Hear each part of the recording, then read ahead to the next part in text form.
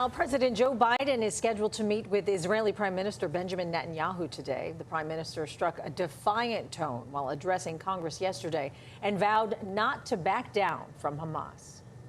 Israel will fight until we destroy Hamas's military capabilities, end its rule in Gaza, and bring all our hostages home.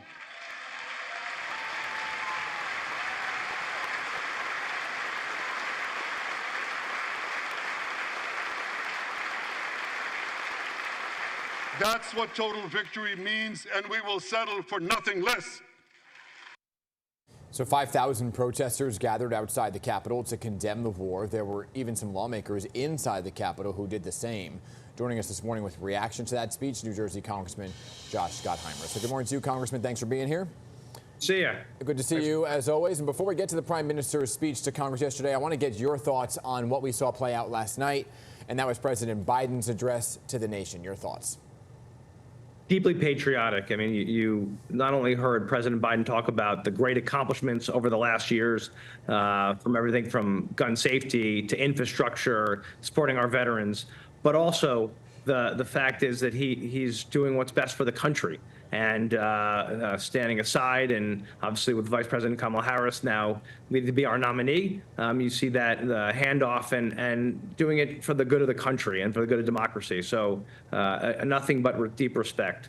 Yeah, and a reminder, he said, I'm still working. I still have a job to do. I mean, the president's plenty of work to do, including getting these hostages home. Yeah, exactly. Especially those 5 Americans. Yeah. Yeah, I mean, he's meeting with the Israeli prime minister today. So do you think President Biden is actually in a position to push for a ceasefire deal? And what do you think the chances are that it'll actually happen before the 1-year mark of the start of that war? I think the key is getting to that pause, right, and getting the hostages home. And you saw yesterday, I think, a great amount. I was in Israel a couple of weeks ago and in the Middle East. You saw a great amount of hope, and I think we're very close.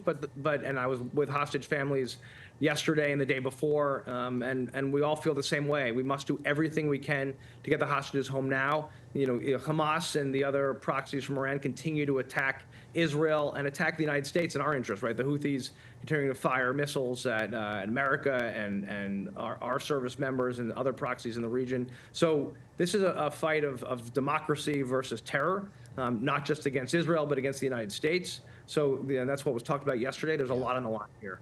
You know, Congressman, a handful of your Democratic colleagues decided not to attend the Prime Minister's speech yesterday, right? First and foremost, what did you make of those who decided not to attend? And obviously, I disagree with that. This is larger than any one leader or individual. This is about the U.S.-Israel relationship, which is key to America's national security. As I just said, key to the fight against terror. You know, if was a quote from the Hezbollah foreign minister said, Israel is merely a tool. The main war, the real war, is with America. So, right, just so they're not even trying to hide the fact that really their enemy, Hamas's enemy, Iran, and their other proxies, their enemy is the United States, is us. And that's why you heard the Prime Minister say yesterday, our enemies are your enemies, our fight is your fight, and our victory will be your victory. And that's what really the main message was in a bipartisan address yesterday, was the fight against terror is also critical to America's national security. Yeah, I mean, there were also protests within the chamber, right? As the speech was underway, the Prime Minister called those protesters Iran's useful idiots. So what was your reaction to hearing that?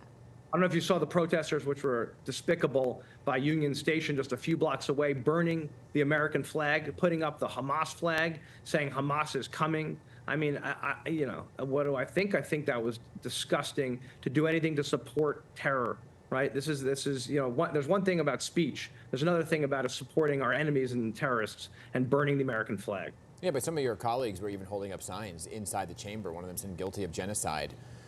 Was that the appropriate place for that kind of thing? I don't think so. But the bottom line is people have a right to disagree, and that's always welcome and in the Congress. But burning the American flag outside, you know, on the streets, and putting up the Hamas flag, a terrorist organization which has killed Americans, and continue to attack America and our allies, totally unacceptable. You know, there's no question here about what this is about. These are people who wake up every day looking to ensure that that democracy no longer exists. And so, you know, I have no patience for that. And I'll tell you this, you know, what you saw yesterday and people coming together and saying, we've got to get the 5 American hostages home. because to me, that's what, let's not forget that, including one of my constituents from Tenafly, New Jersey, Don Alexander, right? He's been 293 days in captivity as a hostage, right? 44 Americans were killed on October 7th. So let's not forget what's at stake here and how much is at stake. But that's why the ultimate goals remain the same. Get the hostages home, crush Hamas and the terrorists, make sure we get humanitarian aid more into the region, which was talked about yesterday, even though Hamas continues to steal the aid, to use innocent Palestinians as human shields, right? So again, these are terrorists, and we need to do everything we can to stop them. And quickly, do you think that this is going to play a huge role in Vice President Kamala Harris's campaign?